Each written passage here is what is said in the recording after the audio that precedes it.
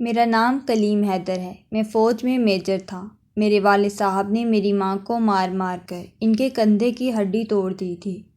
مناسب علاج نہ کروانے کی وجہ سے ہڈی نے خون سپلائی کرنے والی نالیوں کو نقصان پہنچایا تھا اور خون کی سپلائی بند ہونے کی وجہ سے میری ماں کا بازو بے جان ہو کر سوکھ گیا تھا۔ پھر جب میری ماں کو فالج اٹیک آیا اور ان کا دوسرا بازو بھی مفلوج ہو گیا تو میں نے اپنی پوسٹ سے استعفیٰ دے کر ماں کی خدمت کا فیصلہ کیا۔ بیوی کی لاکھ کوششوں کے بعد بھی میرا دل مطمئن نہ ہوا اور میں نے استعفیٰ دے دیا۔ میرا تعلق ضلع ٹوبہ ٹیک سنگھ سے ہے۔ میری ماں کی عمر 13 برس تھی جب میری نانوں کا انتقال ہوا۔ میری نانوں کی وفات کے بعد میرے نانا نے میری ماں کی پرورش کا بیڑا اٹھایا، مگر انہیں جلد ہی یقین ہو گیا کہ وہ یا تو میری ماں کو کما کر کھلا سکتے ہیں یا پھر ان کے محافظ بن کر گھر بیٹھ سکتے ہیں۔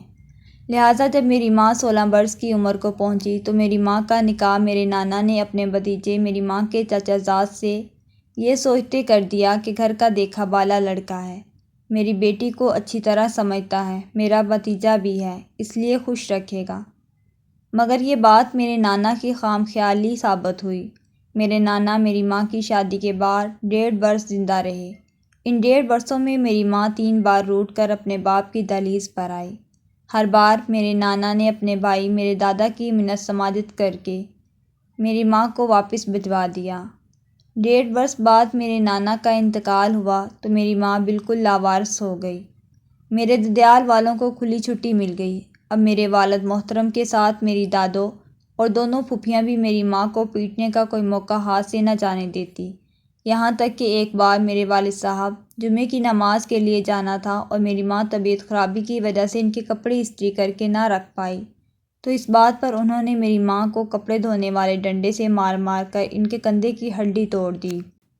کندھے کی ہڈی توڑنے کے بعد کسی ڈاکٹر تک کو دکھانے کی زحمت نہ کی گئی، بلکہ الٹا میری ماں درد سے کراہتی تو اسے اور پیٹا جاتا اور بہانے خور جیسے القابات سے نوازا جاتا، یہاں تک کہ مسلسل حرکت میں رہنے کی وجہ سے ٹوٹی ہوئی ہڈی نے انگلیوں اور بازو کو خون سپلائی کرنے والی نالیوں کو بھی کٹ کر دیا۔ جب خون سپلائی کرنے والی نالیاں کٹ ہو گئی تو خون کی سپلائی آہستہ آہستہ انگلیوں تک پہنچنا بند ہو گئی اور بازو بے جان ہونا شروع ہو گیا، یہاں تک کہ بازو بے جان ہو کر سوکھ گیا اور ساتھ ہی لٹک کر رہ گیا۔ جب میرے ددیال والوں کو یقین ہو گیا کہ میری ماں بالکل مفلوج ہو چکی ہے تو انہوں نے میری ماں پر بدکردار ہونے کا الزام لگا کر اسے طلاق دلوا کر گھر سے نکلوا دیا۔ جب میری ماں کو طلاق دے کر گھر سے نکالا گیا، اس وقت میں اپنی ماں کے پیٹ میں 7 ماہ کا ہو چکا تھا۔ 2 ماہ تک میری ماں کو گاؤں کی دائی نے اپنے گھر پناہ دیے رکھی۔ 2 ماہ بعد جب میری پیدائش ہوئی تو میرے ددیال والوں کو خطرہ پیدا ہو گیا کہیں میں ان کی جائیداد نہ ہتھیا لوں، اس لیے انہوں نے میری ماں کو دائی کے گھر بلکہ گاؤں سے بھی نکلوا دیا۔ گاؤں سے نکالے جانے کے بعد میری ماں کے پاس اور کوئی ٹھکانہ نہیں تھا، اس لیے میری ماں مجھے کپڑے کی ایک گانٹھ میں لپیٹ کر کبھی دانتوں کی مدد سے کبھی کندھے سے لٹکا کر ٹوبہ ٹیک سنگھ شہر پہنچی اور پہلی رات میری ماں نے مجھے لے کر ایک گوشت والے پھٹے کے نیچے گزاری اور ساری رات میری ماں مجھے گود میں رکھ کر جاگتی رہی تاکہ کوئی آوارہ کتا مجھے چبا نہ ڈالے۔ وقت گزرتا ہے۔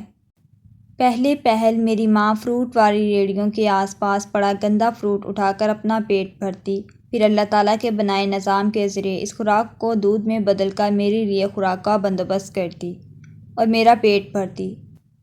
جب میری ماں کو بازار میں رہتے کچھ عرصہ گزرتا ہے تو مقامی دکاندار میری ماں پر اعتبار کرنے لگتے ہیں، یوں انہیں دکانوں میں صفائی کا کام مل جاتا ہے۔ دکانوں میں مجھے اٹھا کر اپنے پیچھے جھولی نما کپڑے میں ڈال کر اپنے پیچھے لٹکانے کے بعد صرف ایک ہاتھ سے صفائی کرنا بہت مشکل ہو جاتا، اس لیے میری ماں کچھ پیسے جمع کر کے برش، پالش اور ہتھوڑی، کیل، دھاگا اور سوئے خریدنے کے بعد جوتے سلائی کرنے کا کام شروع کر دیتی ہے۔ میری ماں مجھے گود میں لٹا کر ایک ہاتھ اور منہ کی مدد سے جوتے سلائی کرتی ہے۔ کچھ خدا ترس لوگ میری ماں کی اجرت سے زیادہ پیسے دے جاتے ہیں، جبکہ کچھ اوباش نوجوان جان بوجھ کر سیورج کی نالی میں جوتا گندا کر کے میری ماں کو پالش کرنے کے لیے دیتے ہیں، اور جب اس جوتے کو منہ اور کپڑے کی مدد سے میری ماں صاف کرتی ہے تو میری ماں کی بے بسی پر ہنستے ہیں۔ خیر وقت گزرتا ہے، میں اسکول جانے کی عمر کو پہنچتا ہوں تو میری ماں مقامی امام مسجد اور چند معزز لوگوں کے ذریعے میرے والد صاحب سے اس وعدے پر شناختی کارڈ کی کاپی لے لیتی ہے کہ میرا بیٹا بڑے ہو کر کبھی ددیال کی جائیداد میں سے حصہ طلب نہیں کرے گا۔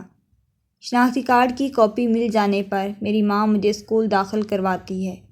میرے استاد محترم سید ظفر صاحب کو جب میرے حالات کا پتہ چلتا ہے تو مجھے اور میری ماں کو بازار سے اٹھا کر اپنے گھر لاتے ہیں۔ ہمیں ایک الگ کمرہ دیتے ہیں اور ہمارا سارا خرچہ برداشت کرتے ہیں۔ بدلے میں میری ماں سید ظفر شاہ کے انکار کے باوجود ان کے گھر کے کام کاج کا ذمہ اٹھا لیتی ہے۔ میں پڑھتا رہتا ہوں، یہاں تک کہ استاد محترم میرے لیے آرمی میں بطور سیکنڈ لیفٹیننٹ اپلائی کرتے ہیں۔ میں سلیکٹ ہو جاتا ہوں اور میرا شمار ٹاپ 10 کیڈٹس میں ہوتا ہے۔ میں کورس مکمل کرتا ہوں اور میری شادی استاد محترم کی بیٹی سے کر دی جاتی ہے۔ جب میں بطور کیپٹن انٹیلیجنس کے ایک مشن پر ہوتا ہوں تو ہارٹ اٹیک سے میرے استاد محترم سرسد سید ظفر صاحب انتقال کر جاتے ہیں۔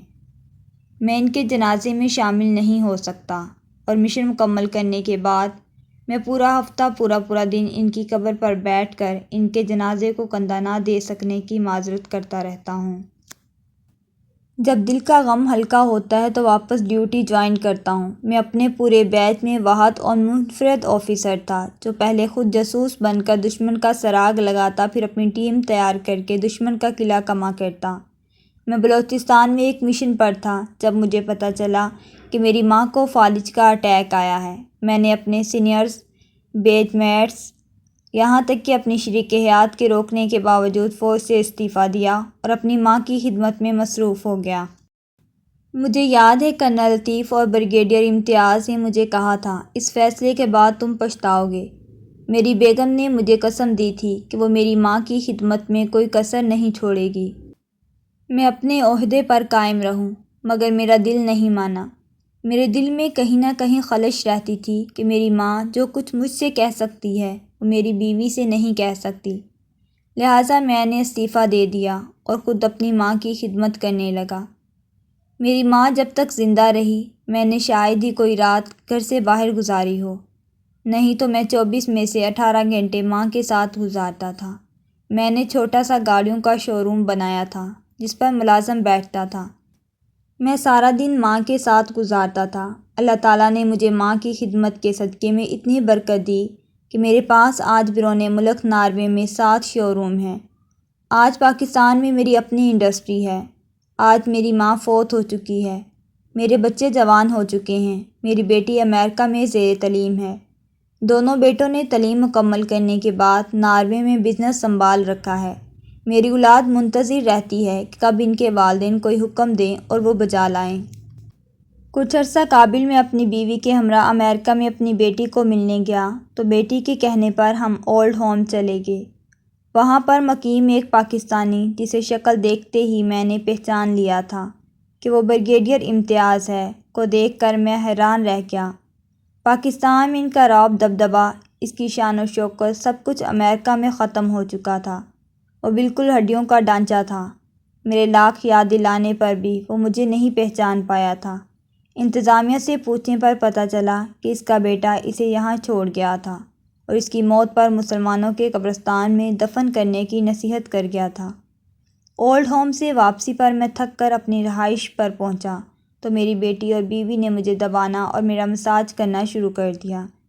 میں بنا کسی قسم کی ناگواری کا اظہار کیے پاؤں کی مالش کرتی بیٹی کو دیکھ کر سوچ رہا تھا کہ واقعی ہی ماں باپ سے حسن سلوک ایک ایسا عمل ہے جسے آج آپ لکھیں گے، کل آپ کی اولاد آپ کو پڑھ کر سنائے گی، اور بریگیڈیئر امتیاز کی حالت نے میری اس سوچ پر مہر ثابت کر دی تھی۔